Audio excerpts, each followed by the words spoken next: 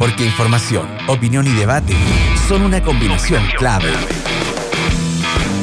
En la 92.9, Fernando Paulsen, junto a sus invitados y panelistas, ponen el acento en la revisión y análisis de las noticias más importantes de la jornada.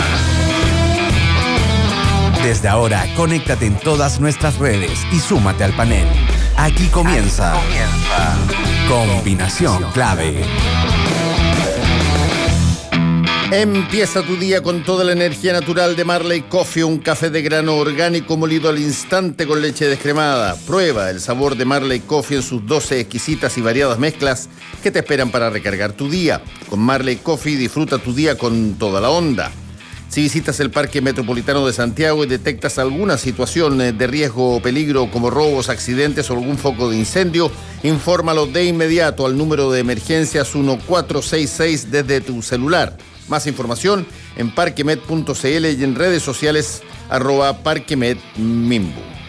Bueno, hoy día damos el ganador del libro que estamos regalando, gentileza de penguinlibros.com. Vamos a estar atentos porque durante el programa les vamos a señalar quién es el ganador de este libro que estamos regalando. Todas las semanas regalamos los mejores libros para todos ustedes. El libro de hoy, Zona Ciega, de Elina Meruane. Damos el ganador en un ratito más. ¿Cómo están? Bienvenidos a Combinación Clave. Estamos listos ya con nuestro primer panel. Está con nosotros Luz Poblete de Evópoli. ¿Cómo estás, Luz? Hola, Fernando. Muy buenos días. ¿Qué tal? Y también con Axel Callí, sociólogo, director de Data Influye. ¿Cómo estás, Axel?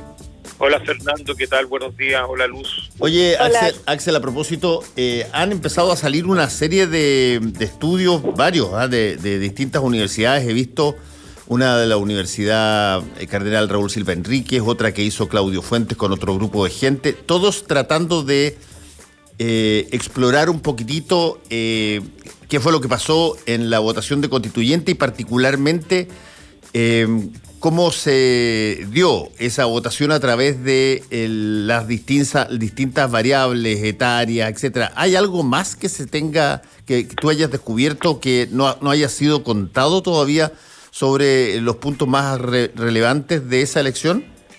A ver, todo lo que se haga es sobre las mesas. Y las mesas tienen lo que se llama un sesgo, no sé si has escuchado hablar, ecológico, es decir, uno tiende a envolver toda la mesa en base a promedio.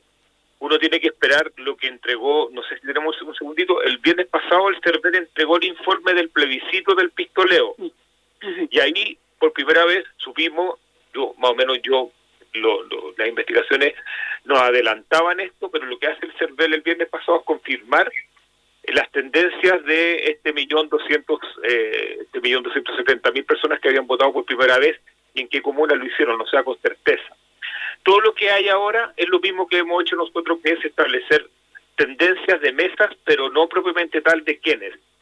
Y todos más o menos coincidimos que el voto popular no se repitió con respecto a la fortaleza del plebiscito, pero sí que los jóvenes fueron a votar en menor cantidad del plebiscito, porque en el plebiscito subieron 20 puntos. Ahora estarían más o menos las tendencias que dan es que las comunas populares habrían subido alrededor de 8 y en algunas descendido. Lo que sí está claro es que hay una tendencia que viene, y esto lo prueba el CERVEL en el informe que entregó el viernes pasado, es que del 2017 1.330.000 personas ya no volvieron a votar. Es decir, de lo que llevó a Piñera al triunfo, este 1.330.000 no votó en el plebiscito y existe una probabilidad bastante alta de que tampoco lo haya hecho en la última elección de mayo. Y ese voto es el voto, voy a llamarle esencialmente el voto Chilezuela, el voto que se asustó, el que votó por miedo y un voto que tiene un promedio de edad bastante alto. Por lo tanto, todas las conjeturas que andan dando vueltas son en base a ciertas especulaciones de mesa, donde ahí se produce la falacia ecológica de asumir que la mesa es nueva y el resultado, por lo tanto, todos votarían con cierta tendencia. Pero son, yo diría que las primeras hipótesis explicativas para ver lo que nos va a entregar el CERVEL en septiembre, que es el cruce del plebiscito versus la votación de mayo. No sé si se entiende todo esto. Mira, sí, se entiende, pero la La cosa que es interesante, por lo menos contarle a la gente, es cómo tú puedes llegar a partir de este cúmulo de datos, puedes llegar de alguna manera a poder incluso plantear que tienes 1.200.000 personas que son las mismas personas que hicieron algo en la anterior elección o son personas distintas. ¿Qué revela ese tipo de cosas? O sea, en términos políticos, perdona Luz Sí, no, usted es el experto, yo aquí lo escucho atentamente. Ah, ya. Ya vamos a estar con Luz, que se puede meter cuando quiera también. Sí, lo que revela es que hubo 1.270.000 personas, casi 1.300.000 personas que nunca habían votado, vírgenes, que entraron a votar al plebiscito y muchos de ellos se repitieron el plato, todavía no sabemos cuántos, y ese voto es absolutamente distinto, tiende a ser muy distinto a todo lo conocido. Es el voto que se fue a las listas del pueblo, a los movimientos sociales, al Partido Comunista, al Frente Amplio, y ojo, y una parte importante se fue al Partido Republicano, porque no todos los vírgenes, llamémosle así, o los debutantes, votaron por la izquierda. Muchos de ellos, casi 200.000 aproximadamente, el cálculo que tenemos hecho, habrían votado por el Partido Republicano en concejales y por algunas, poquito, esto es una buena noticia, para Evópolis. Por los que no votaron lo tenemos absolutamente certeza, y esa es la UDI, la Democracia Cristiana, el PPD, RN y el Partido Socialista. Esos son los partidos que evitaron este grupo nuevo de electores. ¿Y ustedes, Luce, tienen gente mapeando un poquitito lo que pasó para saber y tener un poco más de claridad respecto de qué tanto pesa Evópolis o está pesando Evópolis dentro de la ciudadanía? Bueno, efectivamente eso es algo que a todos los partidos y en particular a Evópolis le importó mucho después obtener, estábamos todos muy expectantes de lo que entregara el viernes pasado y lamentablemente vamos a tener ese cruce, tal como lo dice Axel, recién en el mes de septiembre, un poco cuando se inician además las campañas para parlamentarios, porque toda esta información, dado que cambió tanto la geografía política, que fue realmente un golpe muy duro para nuestro sector, no así para Evópolis en particular, porque lo que nosotros podemos hacer hasta ahora con la información que tenemos, es la cuenta al almacenero, ¿no? Decir, mira, Evópolis es un partido nuevo, surgió recién en el 2016 con una primera elección que tuvo muy poco, nosotros tuvimos 550 alrededor de concejales, con eso obtuvimos una cierta cantidad y obviamente teníamos todo por aumentar ahora, y así se dio, la tendencia fue bastante natural, llevamos el doble de candidatos, tuvimos el doble de votos y tuvimos el doble de concejales electos, o sea, se dio a una tendencia bastante natural en ese sentido. Y en cuanto a constituyente, que si bien teníamos expectativas más altas, de todas maneras, por la manera en que habíamos levantado los candidatos, identificado, configurado nuestra lista en particular, con dupla, con mujeres, con más mujeres, con más independientes, etcétera, mantuvimos casi exacta la votación de parlamentarios del 2017. O sea, y en ese sentido, claro, aumentamos, como dice Axel, en la votación de concejales, además que nosotros desde que entramos a Chile Vamos, o sea que la configuración del sector centro-derecha incluye a Evópolis, ha aumentado su votación. Nosotros no tenemos la misma, la tendencia que hubo tanto en las primarias presidenciales del 2017 como en las parlamentarias y las presidenciales del 2017, Evópolis entrega un bolsón de votos distinto por sobre lo histórico de la centro-derecha.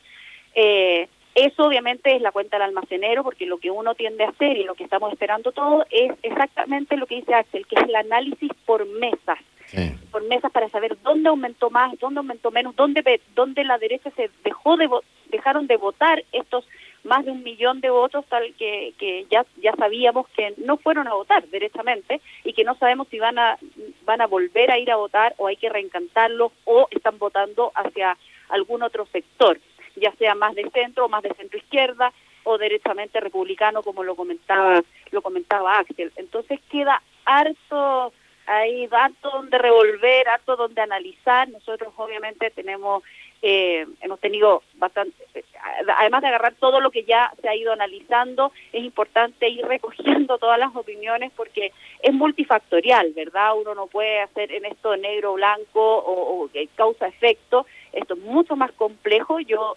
insisto en que esto tiene que ver con una transformación profunda de la política en nuestro país, que hay que saber leer, y este año, dado lo electoral que es, vamos a tener que leerlo lo más rápido posible para justamente poder configurar bien lo que se nos viene ahora, además de las primarias presidenciales, por supuesto, que es nuestra urgencia, es lo que viene a corto plazo, pero a medianito nomás tenemos que estar el 23 de agosto inscribiendo nuestros candidatos a core, que van a tener además un rol bastante distinto, porque van a ser cores, va a ser un consejo regional a propósito de gobernadores regionales, que tienen su segunda vuelta este domingo, muy importante ir a votar. Van a tener que tener ahí un rol importante para lo que se va a configurar con la descentralización y con el rol de los gobernadores regionales y obviamente nuestros parlamentarios, porque yo creo que aquí no hay partido político, especialmente los tradicionales, pero no por eso nos deja a nosotros de lado el qué va a pasar con la configuración del Congreso Nacional este próximo 21 de noviembre. Yo creo que estamos todos todavía un poco ciegos, por más análisis que le hagamos a lo numérico, todavía creo que políticamente hay harto donde analizar para poder entender este fenómeno. Sí, una de las cosas que me imagino son útiles cuando uno ve estas votaciones en términos pormenorizados es que tú puedes hacer cruces que de alguna manera Axel y Luce al final pueden respaldar determinadas cosas que se dicen, porque de repente hay grupos que asumen una posición como si es que básicamente todo estuviera decidido por esos grupos, en todo orden de cosas, digamos. Y después cuando uno cruza quiénes configuran esta situación en términos de posición política, en términos etarios, en una serie de cosas, cuánto se reproduce de lo que había en términos de institucionalidad anterior, cuánto es nuevo, bueno, pueden darse cosas bastante distintas, incluso si es que si va a surgir o no va a surgir, por ejemplo, de la Convención Constitucional un diálogo que no genere, por ejemplo, grupos autónomos que yo se lo preguntaba anoche a Fernando Atria, digamos, ¿cuál es la posibilidad que la Convención Constitucional, por ejemplo, se estructure casi como el Parlamento, es decir, con bancadas, con grupos asociados a determinadas ideas o a determinados movimientos, o a determinadas personas o a determinados partidos, y finalmente lo que tengamos sean compartimentos muy, muy cerrados que eventualmente no lleguen nunca a los quórums necesarios para que las cosas finalmente se hagan. Axel. A ver, yo en ese sentido soy más optimista. Yo creo que lo que va a ocurrir, o sea, mi hipótesis que lo que va a ocurrir es un poco lo que sucede con todos los grupos humanos cuando se encuentran muchas personas, es que lo primero que hacen las personas es tratar de buscar a los más parecidos a uno. Eso es como inevitable, cosa de ver los aeropuertos, las reuniones de apoderados, o sea, toda instancia humana de personas que no precisamente se conocen, uno trata de ubicar a los pares como inherente. Pero luego yo creo que aparecen las relaciones sociales que son las que surgen y aparecen la sintonía y aparecen los temas y aparecen una serie de cosas y ya tienen que ver con otro tipo de variables que tienen que ver con la edad, que tienen que ver con el género, que tienen que ver con los intereses, que tienen que ver con los énfasis, y eso tiende, incluso en el mismo Parlamento, a generar transversalidades. Así que no me da ninguna sorpresa esto que esté ocurriendo ahora de que ciertos grupos tratan de cuestionar las reglas del juego establecidas previamente. Parte de la política tratar siempre de correr los bordes. Yo diría que no, en mi punto de vista no hay que asustarse. Esta es la lucha por el poder, así que sería demasiado ingenuo pensar que un grupo que quiere tomarse el poder, porque en general todos los grupos que están ahí, no solamente la Asamblea Constituyente o la Convención Constituyente, sino que los partidos quieren tienen una vocación de poder, quieran correr la línea. Es decir, hay que verlo con naturalidad y evidentemente el sector que no logre acoger esto va a tener que ver la posibilidad de contrarrestar con argumentos y una vez que comience la convención. Ahora, en ese sentido, yo diría que lo peor es tratar de partir dividiendo en dos aguas la convención entre los, llamémosle, los que respetan el acuerdo y los que no respetan el acuerdo, porque ya todos entendemos que si quieren partir de cero, partamos discutiendo desde el sueldo, el dónde van a estar, y eso tiene que ver con el reglamento que se va a establecer y que se va a discutir, donde se van a establecer las normas para tomar las decisiones que sean las pertinentes. ¿Y tú, Luz, estás atenta mirando, por ejemplo, las discusiones que se han planteado entre grupos de constituyentes, particularmente un grupo de cerca de 30 y tantos constituyentes de la lista del pueblo que plantearon muy adecuadamente que tenían soberanía para cambiar determinadas normas que mucha gente creía que estaban ya fijadas? Sí, lo siguió muy atentamente porque obviamente hay un cierto nivel de aprensión. Yo acá no voy a hablar de temores porque es cierto, esto es natural, tal como lo menciona Axel, las relaciones humanas son así, va a haber esta tendencia a agruparse por ciertas cosas en común.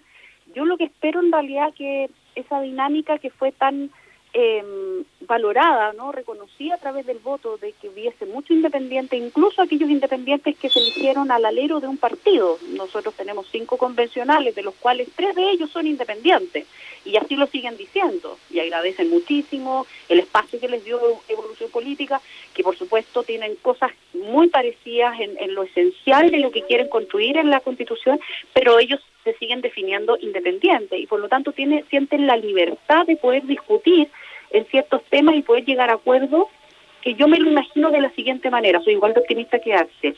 Más que se generen bloques fijos como los que no están con las normas versus los que sí están, yo creo que cada temática va a ser redistribuir los grupos de consenso y de acuerdo. Obviamente tiene que ver con las comisiones, con los temas en particular que cada uno va a discutir, pero creo que como bancada o como grupos, obviamente un sector se va a agrupar para conversar ciertos temas esenciales, cosas que van a querer, los grupos se van a unir en aquellas cosas que van a querer mantener, después se van a desagrupar y reagrupar en torno a cosas que se quieren cambiar, a cosas que quieren totalmente nuevas, a cosas que se quieran desechar, y temas que son que antes no se habían planteado en una constitución, y creo que esa va a ser la riqueza de esta convención, pero no por eso miro con aprensión y con cierta preocupación, quizás. Sí. Y hay que estar atento a que este grupo no se rigidice en esta postura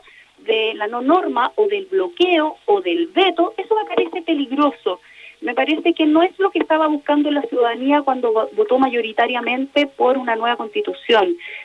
No los que votamos a prueba, quizás contra la corriente de un sector que históricamente es conservador, pero para nosotros era muy importante ser parte de este proceso y respetar las reglas, la institucionalidad, para que esto se dé en forma democrática y se cuide eso. Entonces, el llamado es que los constituyentes, especialmente los independientes, porque me imagino yo que los que son de partido saben lo importante que es que cuidar la institucionalidad, cuidar las reglas, porque esto es cuidar la democracia para todos. Entonces, yo creo que van a haber distintas reagrupaciones dependiendo de los temas que se van a ir conversando, pero sí no dejaría de mirar atentamente que grupos más rígidos, más extremos, estén por vetar. Recuerden la crítica tremenda que se le hacía a una derecha que probablemente votó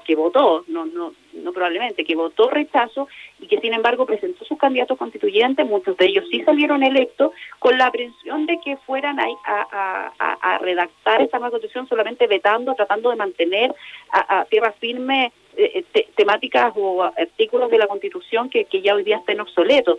Yo creo que no puede pasar lo mismo hacia el otro extremo, ¿verdad? De que uno ya entre a sentarse a la mesa vetando, poniendo condiciones, cuando ni siquiera se ha armado lo básico que son las reglas del juego y la regla de convivencia que va a tener esta convención. Bueno, hay un punto que es interesante tener, Luz y Axel. Fíjate que es un punto bien interesante, tal cual como se dieron las elecciones de los constituyentes y se dio finalmente la comisión completa, que es un punto de realidad. Y Fernando Atria tiene razón cuando dice que ningún grupo en forma unilateral tiene poder de veto en esta convención. No tienen los números para poder vetar en la convención unilateralmente. Tú podrías vetar sin duda si te alías con otro grupo para generar una mayoría más grande, pero individualmente la derecha, que trató de hacerlo y conseguirlo, no lo consiguió. Y los grupos que podríamos denominar de la concertación y los grupos nuevos, independientes y los partidos más de izquierda tampoco tienen los números como para poder vetar por su propio gusto, si se quiere. Por lo tanto, de alguna manera se genera una suerte de incentivo a tratar de llegar a algún tipo de acuerdo. Si mal que mal a uno se lo olvida, pero mal que mal cualquier cosa que redacten va a ser emplazado ante la ciudadanía para un plebiscito de salida que, si es que se pierde, si no gusta a la ciudadanía la Constitución, se vuelve a la Constitución del 80. No es una gracia muy fácil. O sea, el incentivo yo creo que está todo hecho para llegar a acuerdos. Perdón, está todo los incentivos hechos para llegar a acuerdos, porque como tú bien dices, no hay grupos que sean supramayoritarios o que tengan cierta incidencia en términos matemáticos, salvo que las reglas del juego se voten. Yo diría que ni siquiera hay respaldo para eso, para que operen las mayorías simples. Yo creo que eso no va a ocurrir, porque todo órgano constituyente, y de acuerdo a un poco a lo que uno lee, que ha cambiado las reglas de origen, le ha ido muy mal. Es decir, ha entendido a constituciones que no han durado mucho. Así que la verdad es que van a haber muchas reyertas de aquí a julio, hasta que no se comience a operar. Pero yo las vería en un contexto de lucha por el poder y de tratar de establecer ciertos parámetros que tienen que ver también con el otro proceso electoral. Es decir, yo creo que hay personas en la lista del pueblo que les interesa competir en la elección parlamentaria y de una u otra manera tienen que mantener la marca a flote. Es decir, no es que ya fueron electos y se sumergen y esperan el cheque de julio para poder empezar a redactar la Constitución. Aquí hay que mantener marcas, hay que tratar de generar instancias de visibilidad. Donde yo veo que sí hay espacio es para el tema de la participación ciudadana. Yo creo que las reglas que se establecen son muy parecidas a las del Parlamento, y las del Parlamento ya me parecen restrictivas. A mí siempre me ha llamado mucho la atención de que en el Parlamento el secretario de las comisiones prácticamente siempre el que dice: sí, invitemos a este otro, y se escuchan las voces que un par de personas deciden. Ahí no hay mecanismos de participación, y yo creo que ese punto es fundamental que quede mucho más abierto, mucho más transparentado y mucho más online, para que todos podamos ver lo que está sucediendo. Sí. Luz, tú... Sí, yo estoy totalmente de acuerdo. Le iba a comentar lo mismo que Axel. Yo creo que acá el espacio lo tiene que dar la misma ciudadanía y los espacios de participación. Veíamos que dentro de esta carta de los 30 y tantos constituyentes del pueblo, como se hacen llamar, llamaban a la movilización como el mecanismo para poder participar. Yo creo que hoy día más que nunca hay que ser tremendamente creativo y abrir esos espacios de participación que no necesariamente son la movilización ni mucho menos, sino que poder estar permanentemente. Se han visto los mecanismos de poder mirar las sesiones, mover más la comisión, poder invitar a la misma ciudadanía en cada uno de aquellos, poder estar en una comunicación permanente con la ciudadanía para que no tengamos la sorpresa al final del camino. O sea, hoy día están todas las tecnologías dadas para poder hacer esa participación e ir viendo paso a paso lo que va ocurriendo con algo tan importante como la próxima Constitución. Entonces creo que ahí va a haber un espacio que no sé si va a estar incluido dentro del mismo reglamento o si van a ser normas como paralelas que se van a dar, porque yo creo que en eso coinciden, por lo menos yo lo escucho desde los constituyentes de nuestro sector, de que hay que abrir ese espacio de todas maneras. Sí, por último, quiero tocar un punto que me gustaría saber cómo impacta en el sector el que, por ejemplo, en el caso de la oposición, la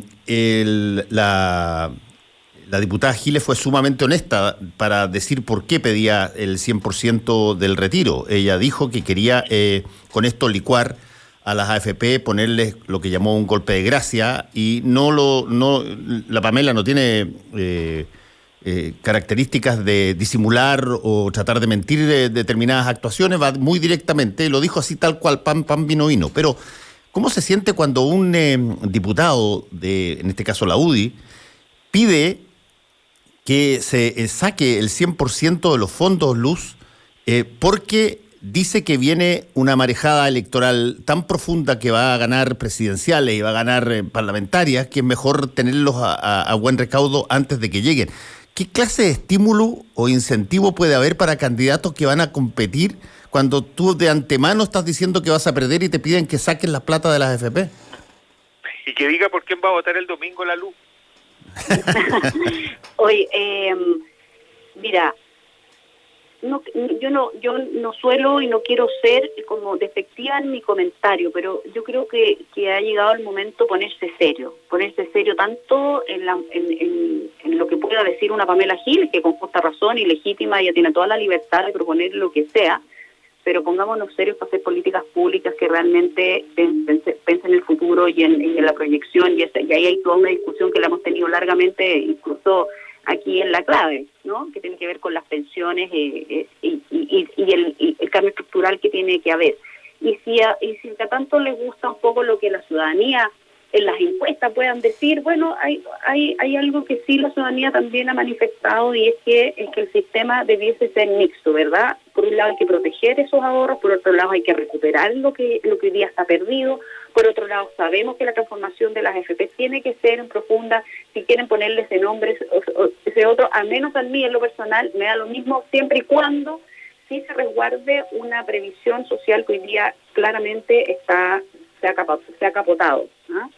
Eso por un lado. Entonces me parece que desde nuestro sector y políticamente hablando, no solo no estoy de acuerdo con el comentario que ha hecho, sino que siento que le hace daño también a nuestro sector, que sí ha presentado alternativas, tanto políticas como de políticas públicas serias respecto de un tema tan relevante como son las pensiones, como para él tomar los miedos, que son válidos también en una parte de la población que cree que le van a no solamente nacionalizar, sino que en el fondo que los fondos de pensiones al final van a ser parte del Estado.